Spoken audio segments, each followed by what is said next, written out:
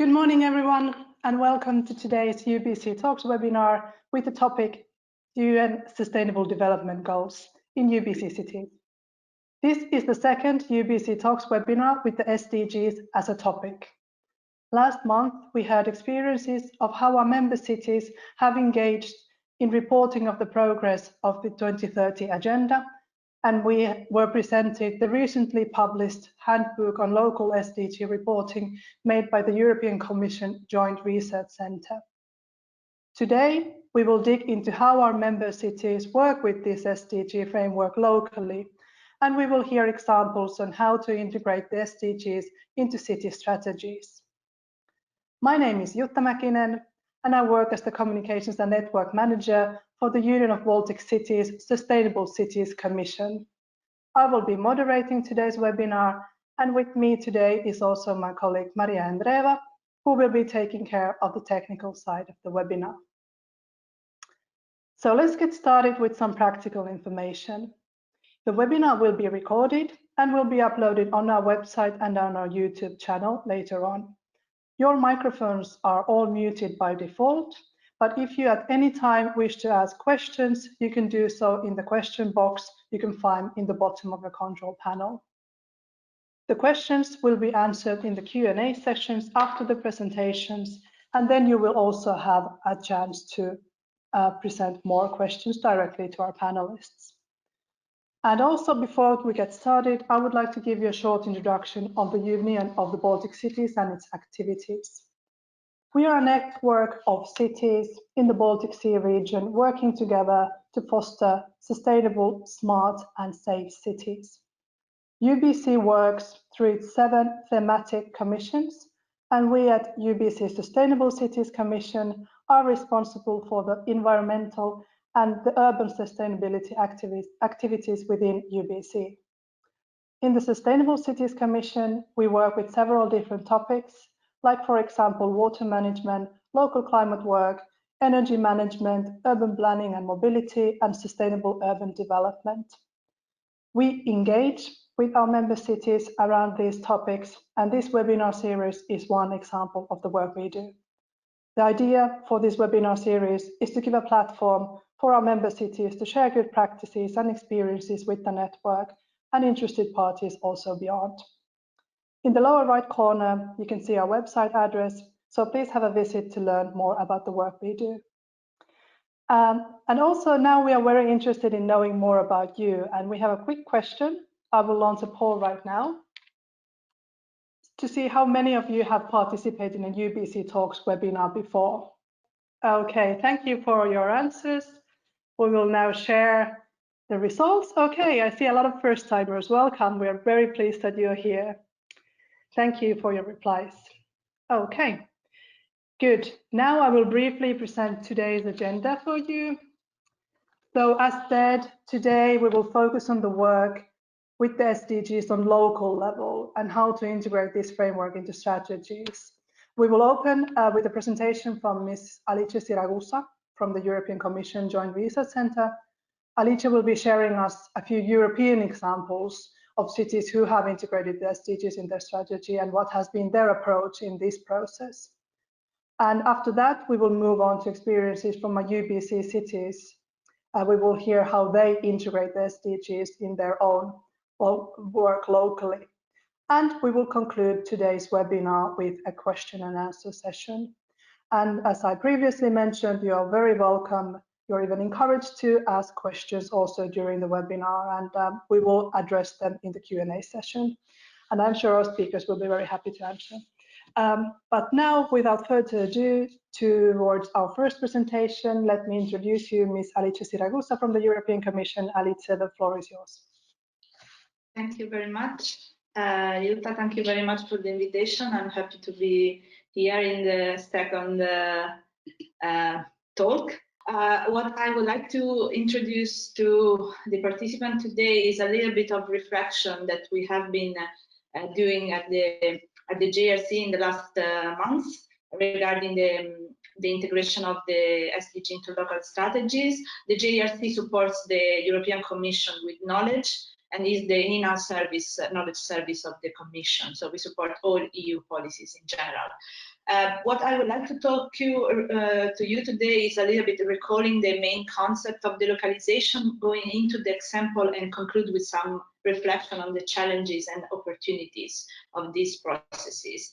The localization per se involves different steps, from the definition to the implementation to the monitoring of strategies to achieve the global agenda. But of course, it comes also with challenges in translating an agenda that has been defined by national governments into the local level. In this process, there are several stakeholders involved. Here I show only a few of them, the main ones. But of course, these stakeholders are engaged in different ways in the integration of the SDG into local strategies. What I would like to present briefly now is a little bit of a conceptualization of the different steps. There are different levels in which the local governments can engage and integrate the SDG into local strategy. The first one usually is a process of awareness raising that involves communication campaigns that can be targeting both citizens but also the administration itself. And usually it is developed through pilot actions. So the stakeholders are really the local administration or specific target groups. The resources for this kind of activities are usually limited. The second level is the SDG mapping, and this is an exercise that can be included in the VLR or usually is done on the existing strategic plan of the city. In this process, the city maps the city priority versus the SDG or highlight the main actions or programs that contribute to SDGs. And this is a much more endogenous process, internal administration, that of course require limited resources compared to the following step, which is the proper VLR, voluntary local review process, in which the city measures the achievement of the SDGs. It can be done for all SDGs. In some cases, cities decided to study only the SDG under review at the HLPF or specific priority SDGs. This process involves a larger number of stakeholders, not only the local administration, but also the statistical office, can be consultant, can be other stakeholders. It really depends on the VLR management method that the city decides to use to produce the VLR. It can be very internal or much more participated. Usually, this time frame that I put on the bottom are really indicative, but usually a VLR doesn't take less than 1 year. The last and final step is the full alignment of the SDG into the new strategic plan. So it's a process in which the city uses the SDG framework to design the new strategic plan. Of course, this process usually involves a much larger group of stakeholders that are the ones usually involved in the planning process, but also ad hoc, let's say, groups. These processes are much more extensive, require much more resources, real political commitment, very strong, and it usually takes much more than 1 year.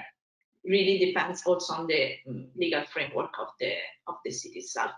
So according to these 4 steps, I can recall some example regarding, for example, the SDG awareness raising. There is plenty of work done by the Flemish Association of Local Authorities that produce ad hoc materials that municipality can use to engage citizens or local administration, targeting, for example, also specifically political figures, so local administration, politicians. The second level is the mapping exercise. I recall here a couple of examples. The first one is the one of Milan in Italy, in which the municipality approved a council decision to map every budget chapter according to the SDG targets, not only the goals, but more specifically the targets. Also, the city elaborated several documents to assess which one were the SDGs that were priorities for these different stakeholders, to having a sort of map of SDG priorities for the different actors in the city. Also, another case, Gothenburg in Sweden prior to the VLR, 1 year before, the city also commissioned an assessment of the SDG in the city plans. And the report included both the analysis of the budget regarding the in regards to the SDG, but also an analysis of which SDG were more relevant to the city itself. So it's two-level, let's say, mapping exercise. This was also recalled in the VLR than in the final document. Regarding the VLR, so the voluntary national review, this is a map that shows the examples that we have up to now, and cities can look at different materials. I recall here are just few of them, some official guidelines, but also other examples that have been of front runners that cities use as blueprint. But also materials produced by different city networks.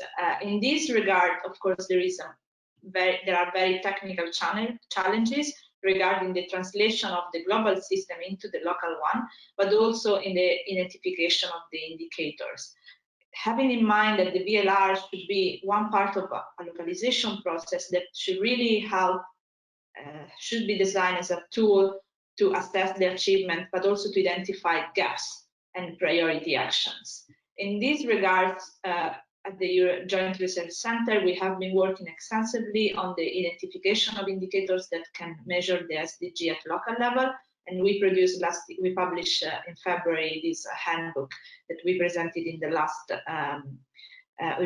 UBC talk. And of course, this is available for download. The last step, the last example, is one that integrates all these steps. It's the city of Reggio Emilia. The city of Reggio Emilia in Italy started in 2019 the process of the new strategic plan, deciding to having a clear commitment to use the SDG as a framework. So they conducted an assessment of the city priority. They clustered the main transition happening in the city according to the SDG. They reconceptualized the concept of the idea of sustainable development in the city of Reggio Emilia according to the agenda, and they define city missions according to the SDG as well. So this is a full process in which they also are identifying indicators aligned to the SDG for the future monitoring of the plan. So it's a full system. Unfortunately, this process has been delayed due to the pandemic, but they are still continuing to work and try to get to the approval of the plan next year. So this is an ongoing effort. There are some key characteristics that recall the concept that I mentioned before, community-based process, participation of citizens, awareness raising, and true commitment to also identify key actors that should be accountable for specific actions. If you want to know more about this example, the responsible of the process, Serena Foracchia, presented this example in the last HLPF training that and I put the link below, so you can go and see her presentation. Few reflection in conclusion. Each of these different steps, I would say, of the process come with several opportunities, but also key elements. In the awareness raising, of course, the city administration has to be involved and aware, but also the involvement of the citizens is key. In the mapping exercise, it's much more endogenous, but identified areas of competence. And this is very important when you want to measure, you want to produce a plan. And it really requires the participation of all the city departments. In the VLR, there is a reinforcement of the accountability and transparency of the administration, but also there are benefits in terms of engagement in a global movement or European movement like this one, and in a peer-to-peer learning with other cities or other administration, subnational governments that produce this kind of tool assessment. This all led to the potential inclusion of the use of the SDG as a framework for the definition of the strategic plan. So it's really a process that can be made in separate steps, but I would really doubt that there could be a full alignment of the SDG, of the strategic plan, without the previous one. It doesn't need to be consequential or in specific order, but definitely there is a strong need to include different parts, different steps. Some challenges. Also yesterday there was a meeting and I wanted to highlight some of them. Of course, there is the issue of the dedicated resources. Many cities don't have in their regular budget allocated resources to have additional let's say activities, but there are several member states that now made available resources for the SDG implementation. It would be better to have in this a clear link between the local strategies and also the national or subnational level. There is also a challenge in translating the global agenda into the local context, and this, of course, can be done only by the locally with addressing the specific challenges. There is also one very specific aspect of the legal framework. In some countries now, the alignment with the SDG has been endorsed by the member states, by the national government with specific actions. So this definitely makes easier for local government to access to funding and dedicated resources. The last point is the resilience of the whole process. In particular, this has been highlighted during the current pandemic, when the city doesn't have the possibility to engage directly with citizens, to have a participated approach. Of course, all these processes, the different steps, are harder to deliver, but there is also the possibility to use these networks of stakeholders and stakeholders that have been engaged into the SDG processes as a tool, as a way to deliver better results when there is an emergency or a crisis like in these days, unfortunately. So with the last steps, let's say there is, of course, the issue of resilience, but also the opportunity of use these new networks to have better results. In this matter, I would like to recall the case of Milan again, because they have a Pact for Food, so they were working specifically regarding food access, and this has been very important linked to SDG 2, and this has been very important during the pandemic crisis to get information and knowledge about the people more in need and the groups more in need during the lockdown, for example, for delivering food, for giving access to social canteens and the processes like that. So they have been seeing the benefit of using these kind of networks. I will conclude here, and I'm really looking forward to hear the experience from the city. Thank you very much. Thank you very much, Alicia. Very interesting to hear about these different steps and approaches, but also the challenges that are included in the process. I'm sure we will have some good questions for you in the Q&A session. Thank you. Now we will move. Thank you. We will now move on to our member cities, and the first city that we will talk to is the city of Greifswald in Germany. And we will hear about how they are approaching the SDG framework in their local strategy. And we have Dr. Stefan Braun from the city of Greifswald. Stefan, the floor is yours. Thank you for invitation. I had a little bit problems with my internet connection, so it's not so fast, so you don't see me, but you see the slides now. And thank you also for the introduction in the European perspective. I think so. The last webinar was also interesting for me, but now what is different? I think it's now the perspective of more little cities. Like we heard now from Milano, for example, but they have more than 1 million inhabitants, but that's not the standard case in the Baltic Sea region. So we are a network of bigger and smaller cities, and of course there you have then of course different problems and different possibilities.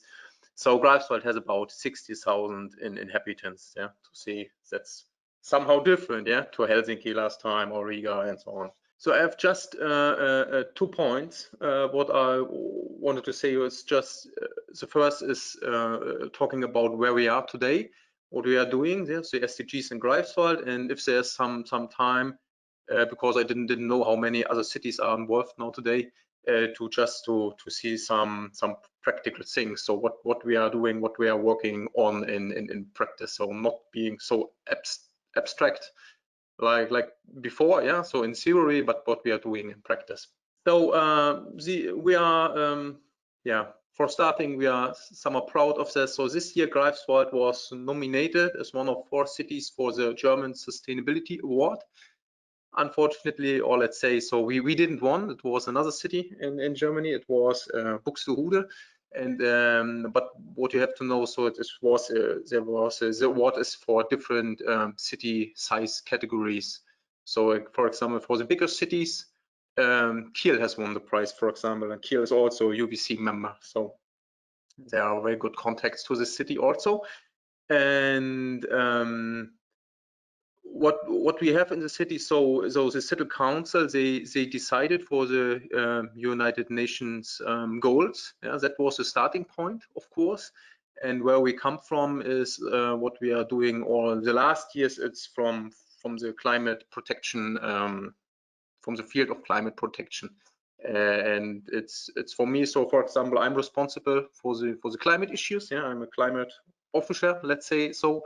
And that's now what's coming on top for the cities. Huh? So now they say, oh, climate is important, but in general we have to think about sustainability, and climate, of course, is just one of 17 goals. Yeah, so it's a target 13. And what we have also, it's that this year, for example, Greifswald becomes Fairtrade town. Yeah, a lot of cities, they are Fairtrade towns in several years. That's also new. So that's regarding to target 12, for example, responsible consumption. And there we also have to do a lot of things.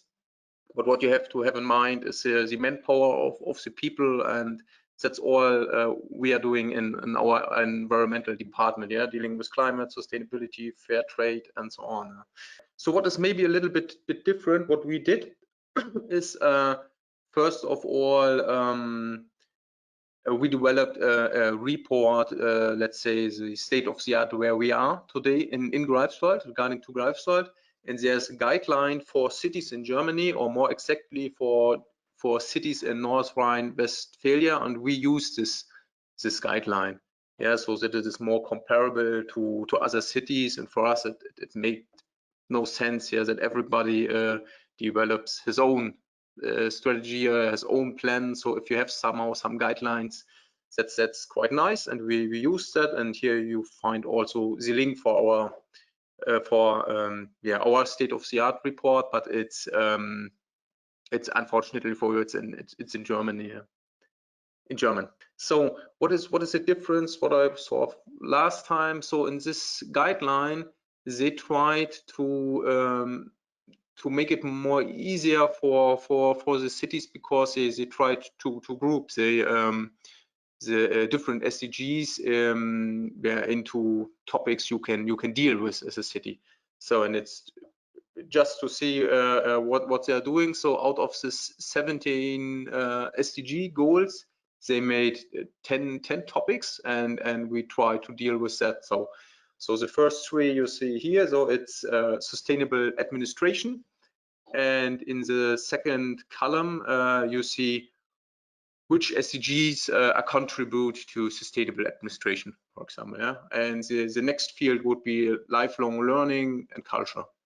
And the second field, good work and sustainable business.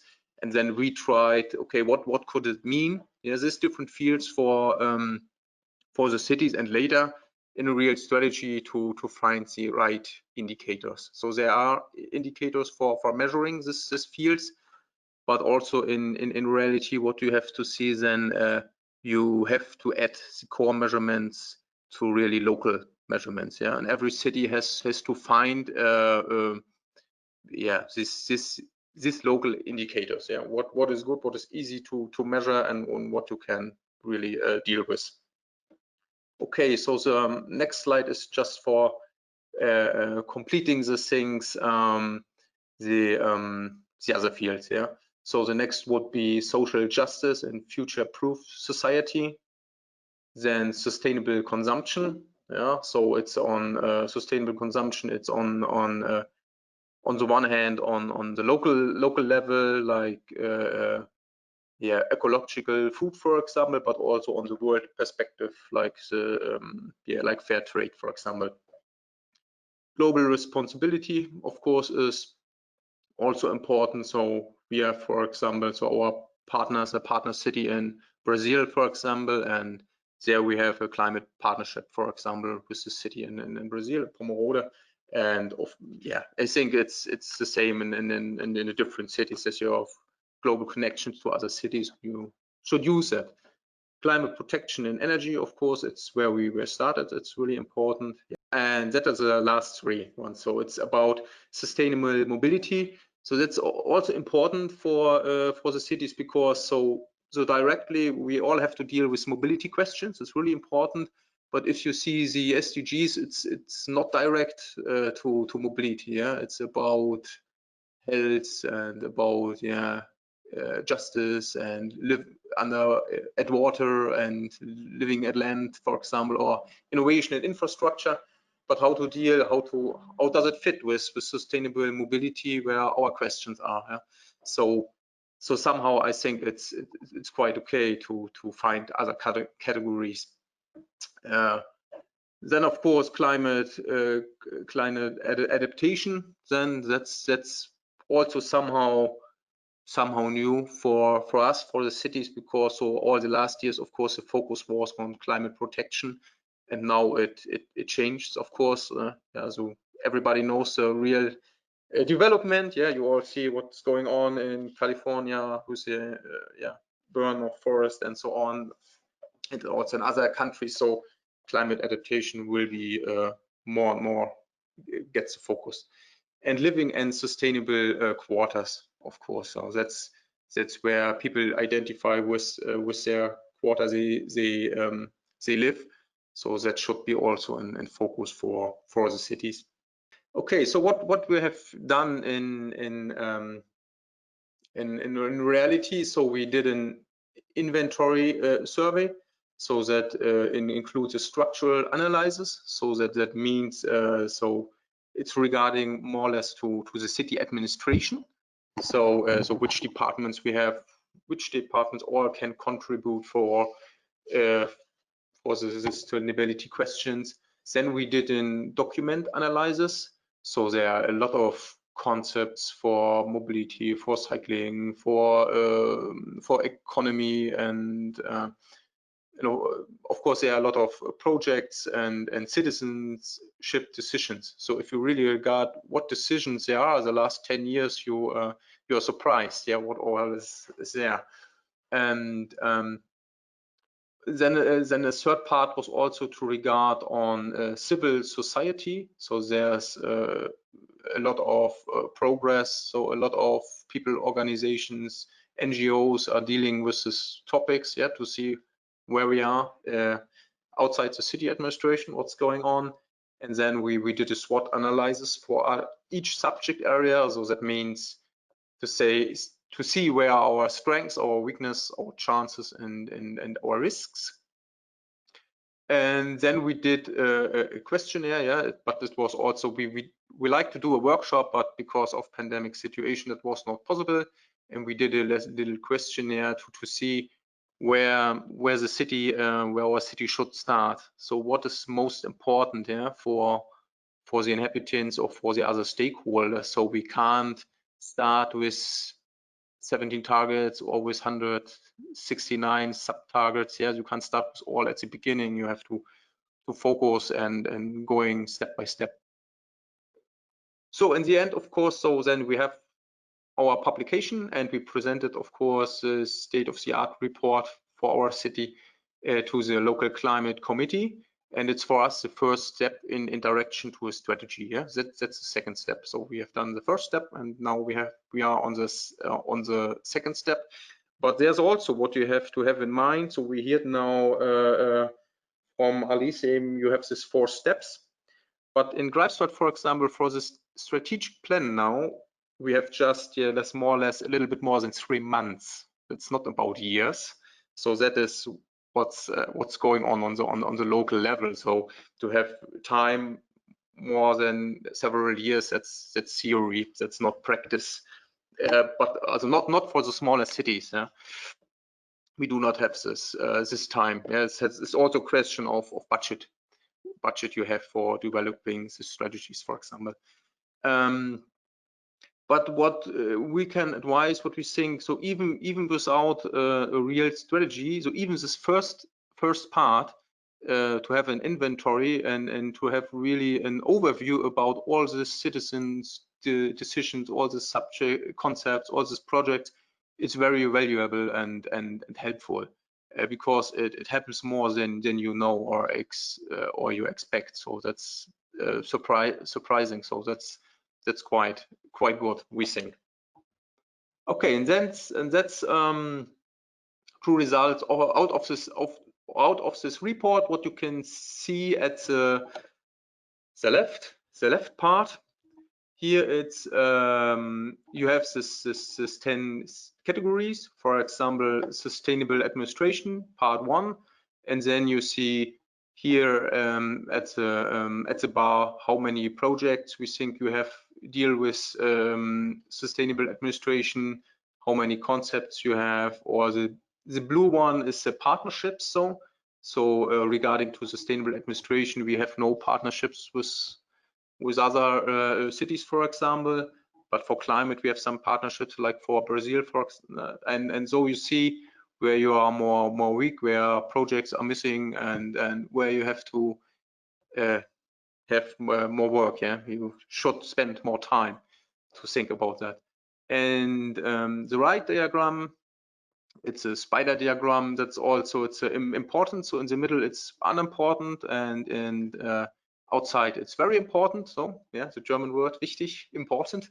And the different colors, it's who we ask. So for example, the green line is the politicians, and the yellow line is for the staff of city administration. And then you see for each subgroup of people which field is really important. Yeah. So for the politicians, sustainable quarters are much more important than for NGOs, for example. Yeah, they deal with other questions. So what we are doing at the moment, so we decided for a steering committee for sustainable strategy. So the first meeting will follow in this on the next month. We look at all core indicators, so we see what other cities are doing. For example, in Germany, it's Mannheim and Stuttgart, and they use all these existing core indicators, and we look at that. But you really have to see, they are often really general. So you have an indicator like unemployment rate, but what does it mean? Yeah, because you have like the pandemic situation, you maybe have increasing unemployment, but that doesn't mean that you do bad work, yeah, within the city. So that more or less at the beginning it means maybe nothing, yeah. So you really had to look at local indicators and which data you all already have. So I think all these topics also about open data, for example, that will really get more and more important. Yeah, in Germany, cities, they are starting to employ data managers, for example. Yeah, so it's more new fields of operating. Yeah?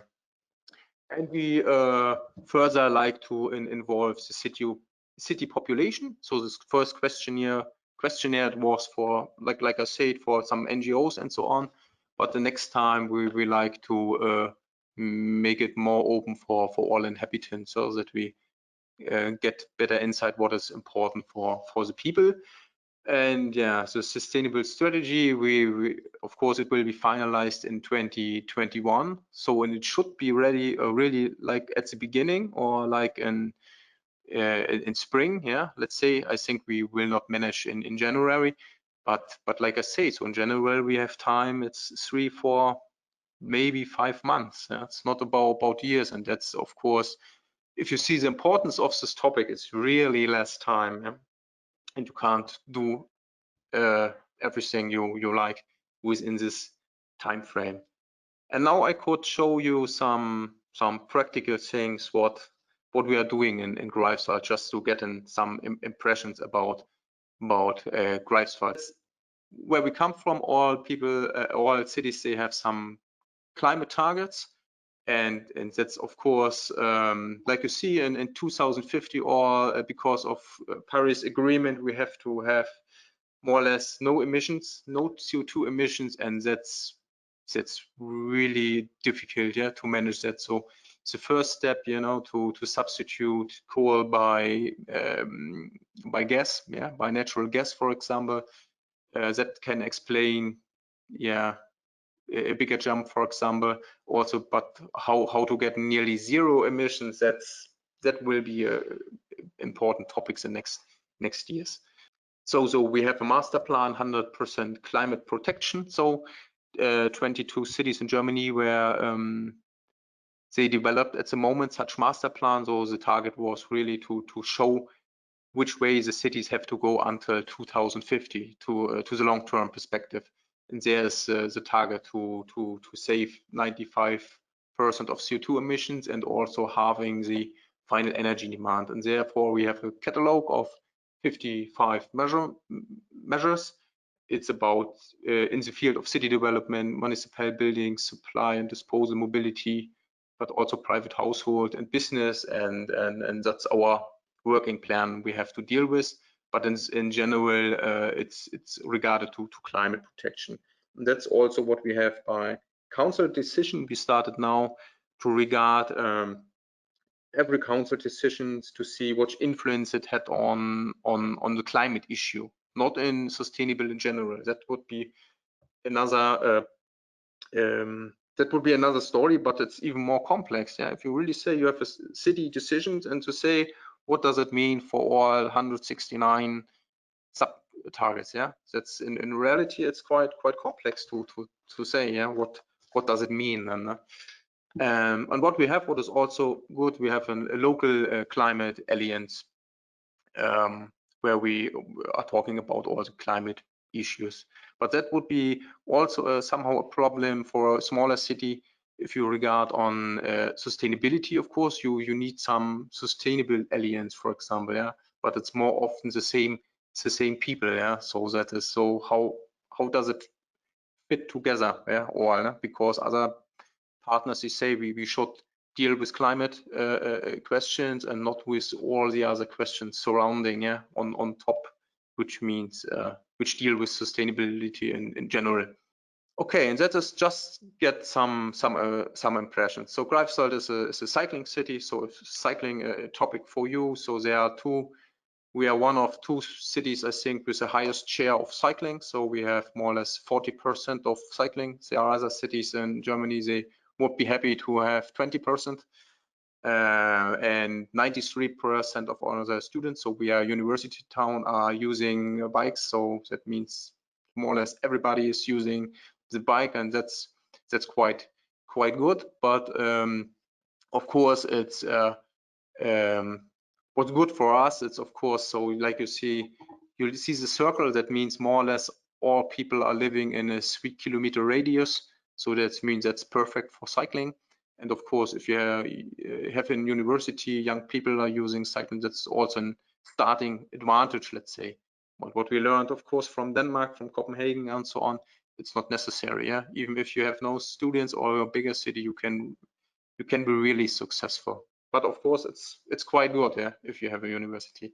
And what we started also with a European project, free cargo bike system. So I think it's all over Europe. Also, it's a question of cargo, and cargo bikes gets more and more important. So that's also regarding to city cycling. So in Germany, more or less, the most cities, they are it's a project by, it's called City Cycling. So three weeks in a year, all inhabitants, they are asked, so everybody can take part, yeah, and can write down their kilometers they are going by bike. And then in the end, you can calculate what does it mean for CO2 emissions. Yeah, if you regard okay, if you don't use a bike, instead you had used the car. Yeah, but that's of course in theory. And we have also one, I don't know the right word, like cycling party. So every year, one day, it's all about cycling within the city. It's organized by our local supplier. Okay, sustainable buildings should be a question for every city, and that's we are somehow proud of. What's quite good. So we have a city decision some years ago that all our own buildings we build, our schools and kindergartens and so on, they are built after the German Sustainable Building Council criteria. So that means you do not have to discuss within the city about every building. You say you use every time a high standard, yeah, with the criteria of this building council. In other cities, they have their own sustainable building councils, I think, and that's quite successful if you have such a decision, yeah, because it's for every time, it's for every building, and we have a good result. But it's for a lot of criteria. So we have ecological quality, economic quality, social, cultural, functional, technical quality, process quality, and for that you can all get some points, and in the end a certificate of that you have a building really after this sustainable standard criteria. So what's also a topic in Germany and the other topics is to use some recycled systems. So we have it for cups, for example, so more or less a garbage question, but also regarded to climate and energy flows. So we have a lot of partners so that you get your own Greifswald cup, for example, where you get your coffee, for example, and you have down here you have a silhouette of your own city. So you see the city map here. If you go on this recap system, more or less all German cities, or a lot of cities, really take part in the city, and you can buy your coffee here and go by train maybe to Berlin and bring your cup back in another city, for example, yeah, to return the cup, and you got your money back. So it's quite successful in Greifswald, I would say. And then that's quite a topic. Really, you can't solve problems within 1 year or 2 years. So it's ongoing topic. It's about land use. So of course, cities and churches and also university and on, they are the big land owners. And then what we try to get together, landowners and tenants of land. So we call it the Greifswald approach, to be cooperative, knowledge-based, value-orientated. And of course, it's then about, like you see at the picture, to use nature-friendly materials, no poison anymore, for example, yeah, or less poison to be so it's regarding to more or less to biodiversity, but also to climate. Yeah, we also like somehow to re-wet mires, for example. So land use is a topic. It's a really important topic, but of course it's an ongoing topic. It's not a topic where you have fast results. Let's say this way. So there's one slide more. Of course, what you can do as a city administration itself, what we are doing. It's of course, so we have no many flights, yeah, but if you have some flights, then we try, of course, to have a CO2 compensation. Now this year we started to change our municipal fleet, so electromobility, of course, is a topic in the city, and now we are beginning to have a real strategy for the charging infrastructure in the city. That we know, okay, what are the needs for our tourists and for the inhabitants until 2030, for example. And then, of course, the using of green electricity. Yeah, we started that we have at the beginning of next year, it's 100% green electricity. Before it was combined heat and power electricity, so it was also environmentally friendly, but now we will have then 100% ecological electricity. Okay, so Yeah, I think it's now the last slide just to get our contacts. So yeah, like I said, I'm working in the environmental department. Yeah, more or less responsible for climate things, but now also for the sustainable strategy. And you could also contact my colleague Michael Haufe. So he's also he deals also with the same question. So thank you. Okay, thank you very much, Stefan. And we will move forward. And actually, unfortunately, the city representative from the city of Mariehamn is unable to attend today. So that is why we have given some extra time also to our other panelists. And but the presentation and an introduction from how the city of Mariehamn works with these SDGs will be then available on our website together with the other presentations from the panelists and the recording of the webinar. It will be then next week available on our website. But now we will move on to Malmö and Sweden, and Mr. Ola Nord, the floor is yours.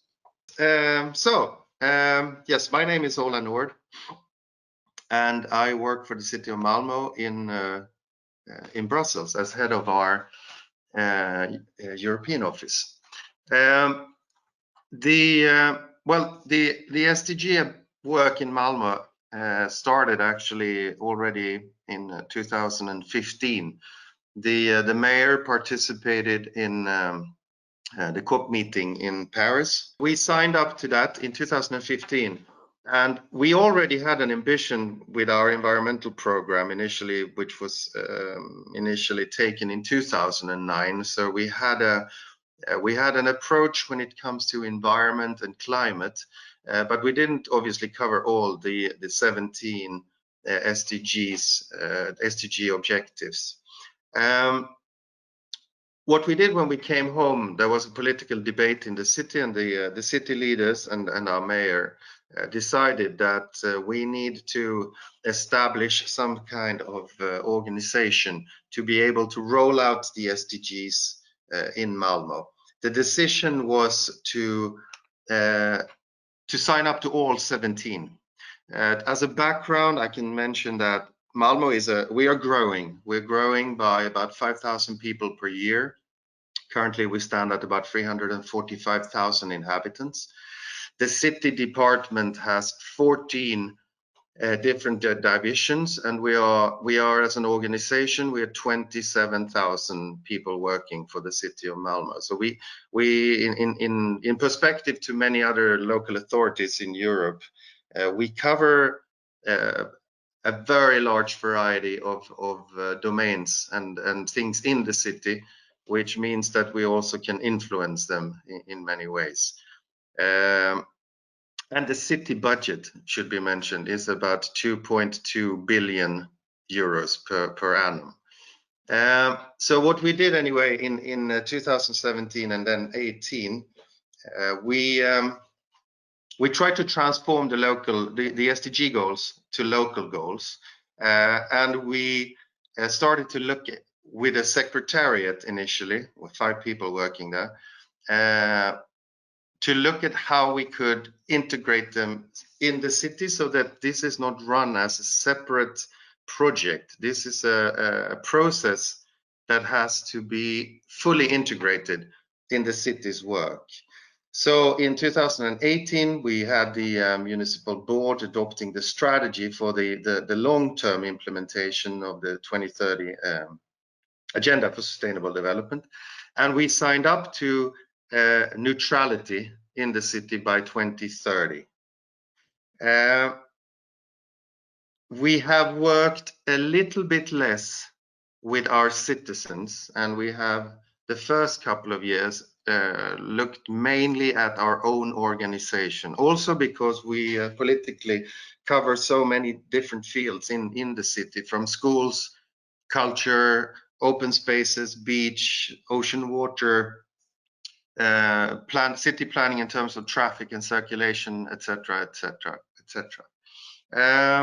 So in 2018-19, we had done training in the city with our city directors, because our different departments have a decentralized budget, which means that they also control their work programs annually and the reporting back to the council, which means to be able to do this in Malmö, you need to have all directors on board.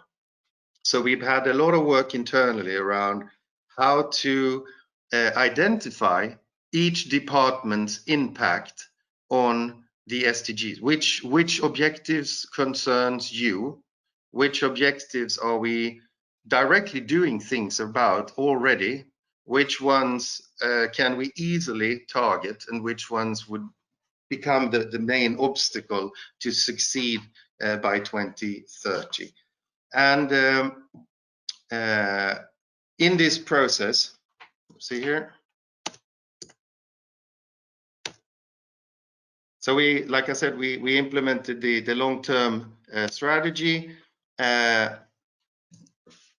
integration in the city budget, which means that every department has to, in their planning, address those objectives that concerns them. In terms of indicators, the Association of Local Authorities in Sweden, jointly for local authorities, and we were involved in this process and the work, took focus on 50 indicators. And on top of these indicators, which have been sort of nationally recognized, the city of Malmö has added to our internal work an additional 30 indicators regarding follow-up. As an operational approach, we've been mapping the SDGs, and we have looked at and made an analysis and did on terms of different methodologies and tools. We've set up a communication and planned for a communication strategy internally, but also externally. Even if we haven't perhaps engaged 100% with the local community, we are doing things in the local community and also with industry. And what I saw from the presentation from Germany, I could mention that, for example, the construction sector. We are aware in Sweden that the construction sector and the building sector stands for about 20% of the pollution in Sweden.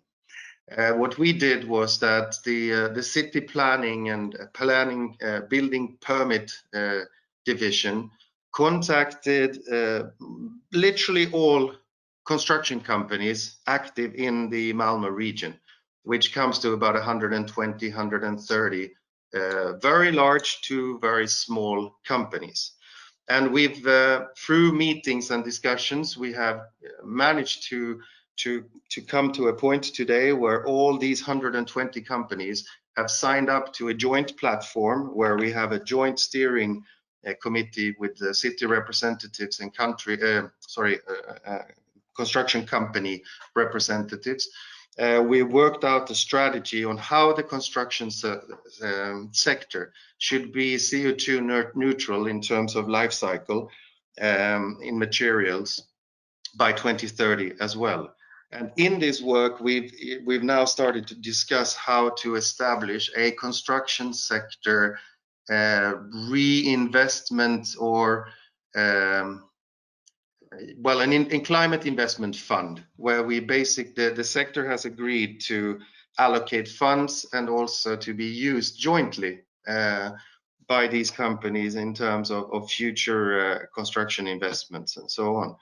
This is a relatively new thing we've done, and we haven't landed in the fund itself, how it's going to look, but the construction companies have all signed up for this. So we're doing also educational efforts. Initially, I mentioned that we did a lot of this work internally. We're also now starting to look a little bit externally. This is a short movie of some of the social initiatives we're doing as well in terms of employment and training and education. It'll take 1.5 minutes. So let's see if this works.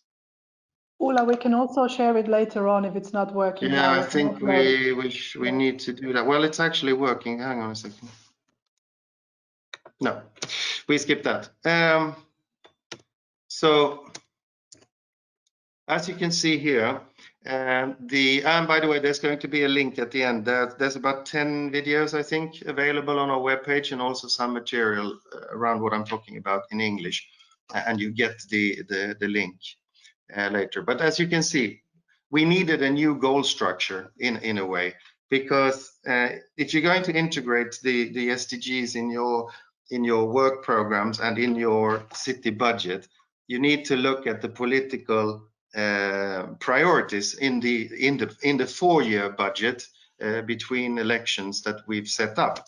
So the city has focused on in the budget on the urban development perspective, education and occupation, work, safe and healthy life for all, and a good organization.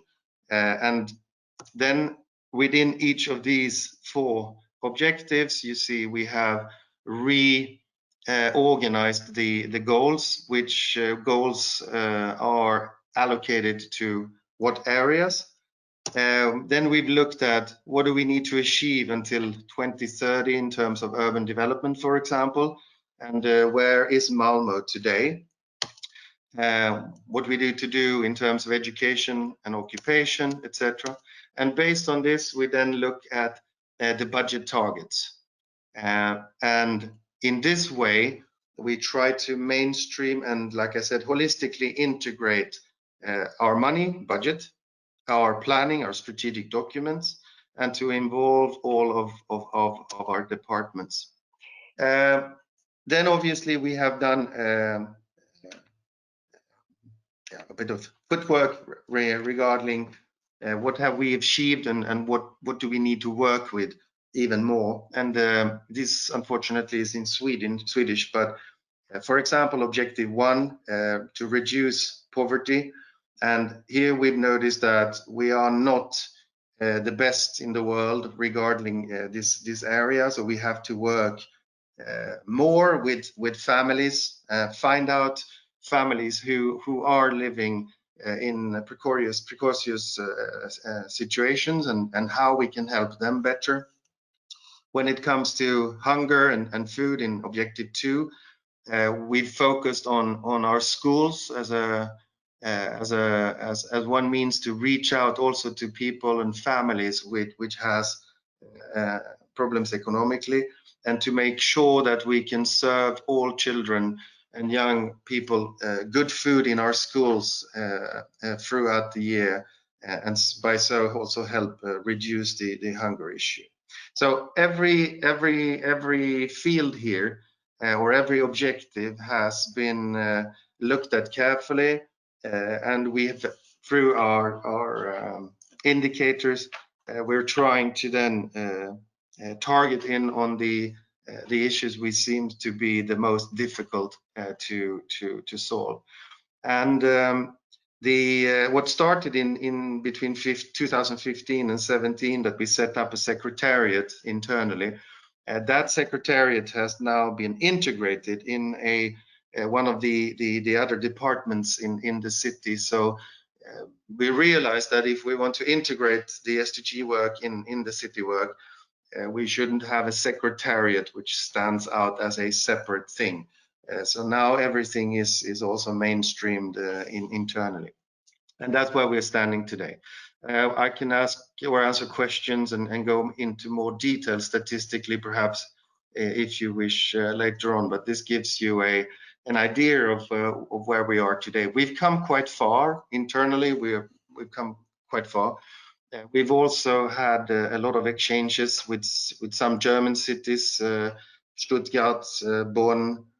We worked also closely with Utrecht and Ghent.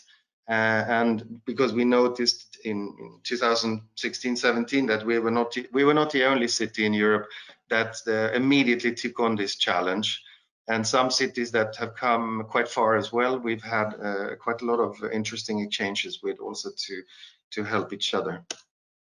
And this is the web page where you find some of the information I just gave you, including the video that unfortunately didn't work. Thank you. I can stop there.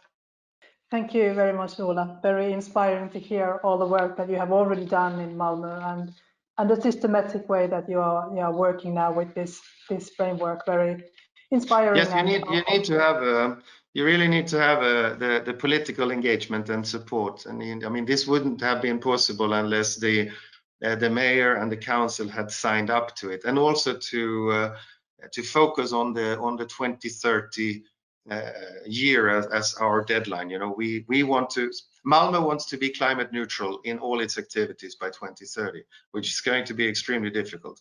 The easy parts in this work are the ones you deal with within 2 years, and then you realize that some of the other things might take a bit longer. Yeah, it's a challenge, but I think you're in the right road towards this 2030. Thank you very much, Ola. And now we will move on to our last panelist. We will have Ville Tajamaa, SDG manager from the city of Espoo, telling about how they work in Espoo. Go ahead, Ville, the floor is yours.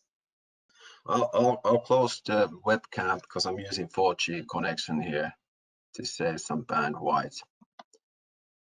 Yeah, perfect. So yeah, hello to all time zones as well, and wonderful to hear how the colleagues in Sweden and Germany are doing in their wonderful work, and also to the European Union. And by the way, yesterday was the UN VLR session, so United Nations and EU are really recognizing the work that is done on the local level, which of course is also regional, national, and international. Yeah, so there's basically 3 quick themes that I want to touch upon.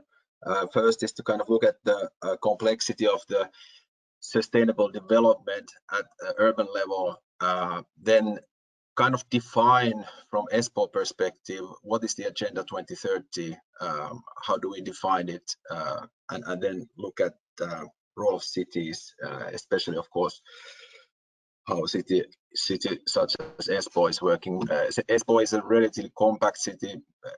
It's about 300,000 citizens. We run a budget of about 2.2 billion. And of course, I'll say it, hopefully not as a spoiler, but to save time, the procurement process and how we use SDGs as a way to drive the market in the capital area of Finland and at the national level is one of the big roles that SDG work has, in addition to communication and budgeting as well. Anyway, so of course, I mean, to briefly define a city, one could say that it's to take care of the young and the old, and of course those who are in need, and also be able to have competitive infrastructure. Well, that might work at the local level to some extent. When you go to regional and national level, for instance, in Finland, we have 536 laws, more than 1,000 guidelines from the parliament that states what cities should do. There's a lot of things that needs to be done. We, of course, all of us work with universities, companies, and NGOs, regional councils, United Nations, European Union, etc. I don't know how many cities have sent satellites to space. We have. So it's a complex environment. Now so how do you navigate? For city of Espoo, the answer is the Espoo story. It's really the strategy process that we do, and I'm starting to do a new one for year 21 to 25 is a very thorough one. We basically ask children in kindergartens, 6-year-olds, what is the dream city and how does it look like, and we take those views into consideration when we work with the strategy. We, of course, the decision makers, the organization, companies, universities, NGOs, it's a very participatory process, and so it gives us really the framework, who we are, where do we come from, and what we do. And of course, then what do we kind of skip, what is not in our agenda. And this is, by the way, also how we did our VLR in a very participatory manner, but I'll say a few words about that later on, because it was a really big step in our strategy process as well. So if looking from this perspective, the UN Agenda 2030, and then the SDGs that kind of measure, give a framework and measure and create a vocabulary for that, is a story for humanity for us. The Espoo level story is our city story, and then of course different units, departments create their sub stories. But for the United Nations Agenda 2030, it's the how do we elevate humanity in a way that we are able to keep this planet for future generations. And then now the big question is that what, in addition to this kind of checklist thinking that we want to be climate neutral by 2030, a city of Espoo is actually going to stop totally using coal already before 2025. We already know that by now. So, but in addition to this checklist thinking, what is Espoo's role in this global story for humanity? Because kind of that it's not enough that fairly well-functioning city in the Nordic welfare area is able to achieve all the SDGs. There has to be something else, or at least we believe that the ethos of the agenda is not achieved. So for us, the role is to, of course, drive the handprint, the global footprint down, but to create handprint. And to do this, we have to do it with our stakeholders. So there's two kind of pitches. One saying that, title saying that Espoo aims to be the most sustainable city in Europe. And the second pitch is that let's do it together. So we believe that if we borrow from the software industry, we could say that we believe that Espoo is a platform where different stakeholders can create handprint for the global agenda. And of course, then we use the SDGs to measure this. For us, it's a framework that helps us to observe issues. It's also a set of indicators, targets, and of course the actual goals. And it's also a lingua franca for the sustainable development. So in order to really integrate the SDGs into the strategy, so the future strategy will actually use the vocabulary of Agenda 2030. It will start from the SDGs. So, but to understand what City of Espoo from the perspective of Agenda 2030 is, we did a voluntary local review. And as I mentioned, it was a fairly participatory process. We piloted even high school SDGs courses where we took challenges from the city to the students, and they helped us to solve them so that we would better understand what the youth is thinking. We asked all the units from within our organization, which is about 14,700 people. There's about 20 units, to think that what is really the important thing for them in terms of what we are doing. And then we map those into the SDG framework.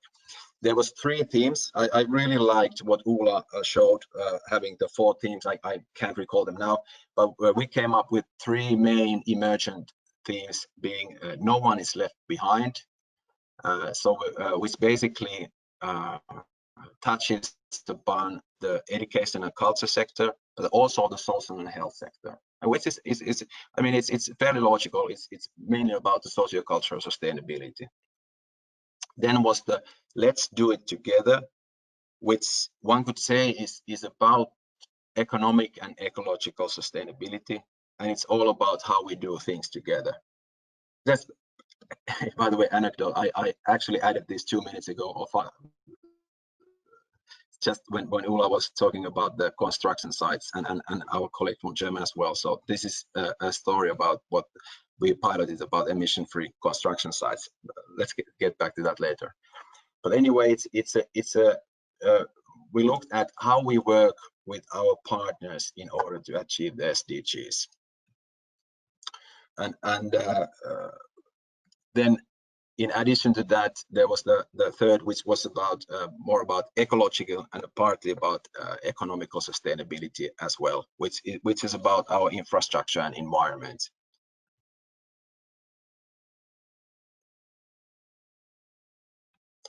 And of course, to kind of for the sake of being able to achieve peer learning and compare, we also did a kind of a regular VLR looking at independently all the SDGs. But anyway, this process was really emergent and fun. We met face to face 927 people, and it wouldn't be more without the Corona or the COVID-19 pandemic. As said, it was a really stakeholder-driven process. I think there was close to 30 different workshops within the organization, with NGOs, with universities, with companies, etc.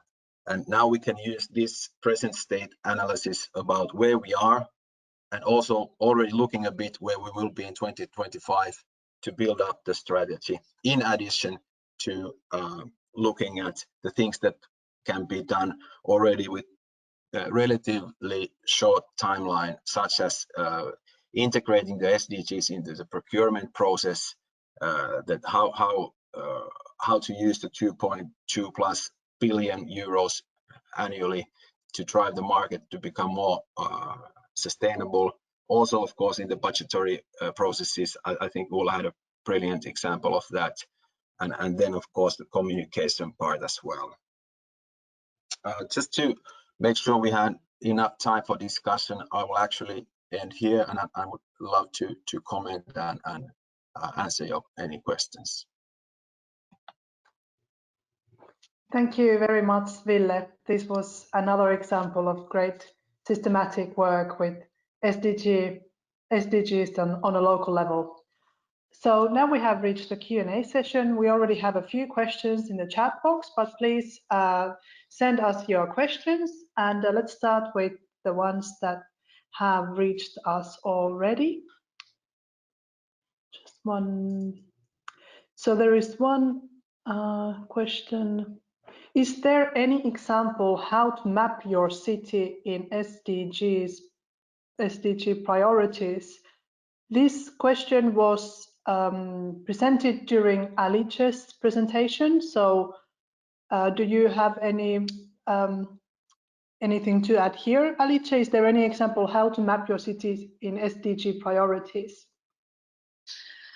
Well, there are several cities that have done this. I was mentioning some VLRs that include, for example, also the Helsinki VLRs include a part with the mapping. If I recall correctly, also Bristol VLRs includes this exercise. I don't think there is a specific methodology to do it. In most of the cases, the cities organize working groups with on specific teams, and they work together with city administration, officials, and stakeholders to do this exercise. This really depends on the kind of stakeholder engagement that the city wants to have. In other cases, I know that it has been much more an internal process with maybe 2-3 city officials or people that work in the administration trying to map in the different actions, or in some cases, for example, I recall a case in which they have been looking at the budget chapters and just try to map in the budget, trying to identify the main priority areas. But the straight answer is no, there is no single methodology to do it, let's say, not a unique one. And I think it also depends, as the cases presented today made clear, it really depends on the city structure itself, how it works, which kind of awareness there is already in terms of SDG, and also the administrative structure. Thank you, Alice. And actually, I will invite the other panelists as well. You can open up your webcams, and if you have anything to add here, the floor is also yours. So I know Stefan has some problems with his connection. So Stefan, you can be without the webcam, but Ulla and Ville are here. Do you want to comment anything on this?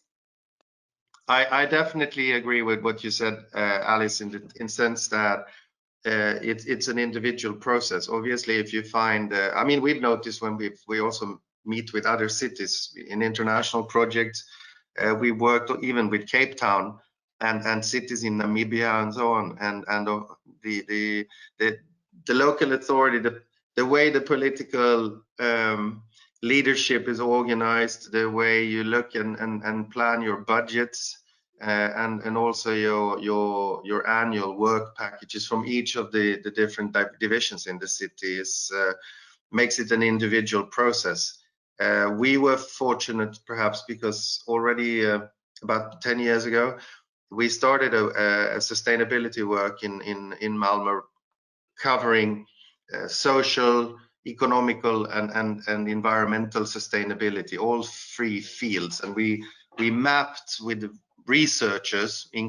What we did was we did what Marmoth did for Europe and for the United Nations. Sir Marmoth did a job around poverty. How do we get rid of poverty in cities?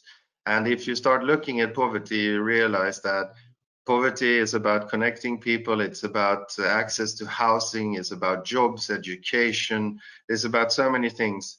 And we did this work in the city. It took years. And I think we built our experience from that process when we looked at the SDGs. And then we had to run training, dialogue sessions in the different departments to, in a way, perhaps, those directors who were not familiar with the SDGs, to familiarize them and motivate them, and to look at the issue of solving the SDGs not as a gigantic problem, but if you start peeling it down, you realize that most cities do a lot already. And that's where you need to map out, things that we are already doing. We're on our way. Perhaps we have to reevaluate the time frame and so on. And but really look at it step by step and not rush through. That's not going to be good. Thank you, Ola. Do you have anything to add, Ville? I'll take the video off because it's disturbing the bandwidth. I truly liked what Alice you said about what I heard is that you said that it has to be need driven. So every city has specific needs, and of course a specific structure as well. So the SDG work has to serve the city's needs as well. It cannot be. It has value in itself, but there has to be the value of actually benefiting the city's processes. 3 quick things. I think I heard Ola saying this as well, the commitment from the leadership. So for instance, Mayor of the City of Espoo is hugely committed to sustainable development. As mentioned, that's kind of our punchline, the most sustainable city. That's what we want to achieve. Inspires us to be the most sustainable city in Europe. We have 15 people in the team for sustainable development. And we are part of the unit of strategy directly under the guidance of our mayor. We are not part of some different unit, whether it's education or culture, social or health, where we are working directly under our mayor, and it's a large emphasis. I don't know the figures exactly, but we run a budget more than 20 million euros at the moment. And third, once again, what Ola mentioned, the collaboration, the peer learning. And I would add that, we did our VLR with Turku, with Jutta and I are colleagues, actually. And it's really useful and beneficial. And I would add that the national level as well. So working with your government, national government, helps a lot. Thank you. Thank you. The next question I think all the panelists can give their answers to is how to take into account the national legislation and national level / national actions and funding in goal setting in the cities. Well, I can say a few things. I would say that don't they walk hand in hand? I mean, Perhaps there are probably areas, you know, where we are more in the city on local level. We might be a little bit more aggressive in our approach. So we're looking at achieving the objectives perhaps in a more concrete and hands-on way, obviously, than in comparison to the state, the Sweden, and so on. But we also look at combining, for example, funding when it's needed. We try to use funding which is purely national in certain areas. We've had a big transport issue going on in Sweden on how we're going to establish these high-speed rail tracks. But in the process of negotiating with the government on high-speed trains between Malmö, Gothenburg, Stockholm, Malmö, we added the housing issue. And we managed to, the big cities in Sweden managed to achieve an agreement with the government on how we are going to invest in sustainable housing in our cities, which would then motivate and drive the government to make the investments in transport infrastructure and so on.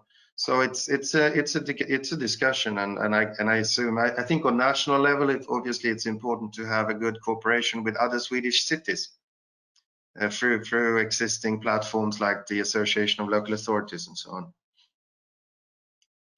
The government, I could mention one more thing. The government does do things with the United Nations, and Sweden is linked on the maritime objective and so on. And in this particular case, Malmö has been partnering with the government. So when the government has had delegations to the United Nations, we've been fortunate on the maritime area to go with the government and to participate in New York at some of these world global sessions as well, to show our experiences. Partnership. Thank you, Ola. Ville, Alice, and Stefan, would you like to say a few words? Perhaps very briefly. Yes. Yes, I can see. Of course, what we try to see which funding, of course, we can get from national level to how it fits to our city. Yeah, that's what we have to have in mind. But in general, of course, so we have our local targets, and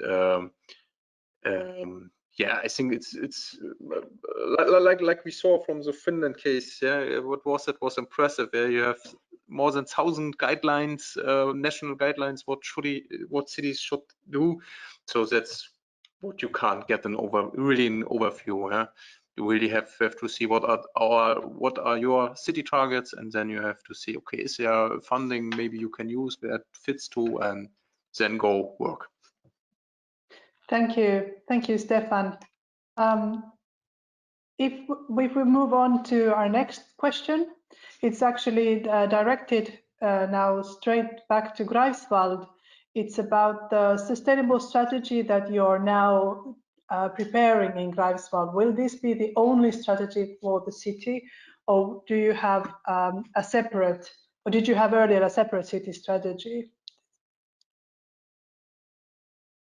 No, I don't really get the message. So what was the question? So if it is only yes. So will the sustainable strategy for Greifswald be the only guiding city strategy for the city, or will there be a separate city strategy? No, of course. Before city strategy, you have like how's it called? So in German it's ISAC, so it's like a city development strategy, yeah, for planning. Of course, you have to know, like in the other cases, so if your inhabitants are growing, for example, yeah, where the new areas for buildings and so on. So you have the strategies there, and of course you had some sub strategies. Of course, so there was a plan, for example, it's now it's some years ago for a specific strategy for cycling, for example. Yeah. So in addition, of course you have different departments has their strategy, and now we have to see how it fits together. Yeah. Or the other way around. So if you have a new strategy, for example, how to development, how to develop city city economy, for example, then they have to fit into their plans. Yeah, the SDGs, for example. Yeah, it goes in both Thank directions. you. Thank you, Stefan.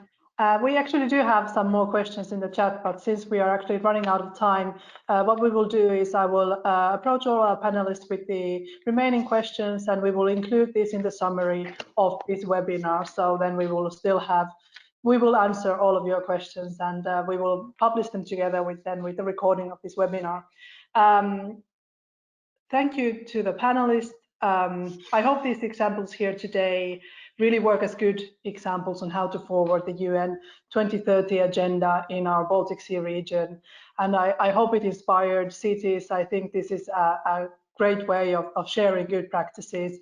And I think because cities play such an important role, it's also important for us to work in partnerships and share this. Just to remind you that we are still continuing with our UBC talks. We will have our next talk in November about water safety from hazardous substances, and then still in December we will talk about low carbon energy solution in cities. But the full recording, as said, will be available together with the summary of the webinar, and we will still have some input from our panelists, hopefully, to your questions that you have posted in the chat box. I would really warmly like to thank all our panelists for their time, and thank you to all of you participating. And on behalf of, I'm sure, our panelists and the UBC Sustainable Cities Commission, I wish you all a very great rest of the day. Thank you, everyone. Thank you very much. Thank you. Thank you also. Thank you. Bye.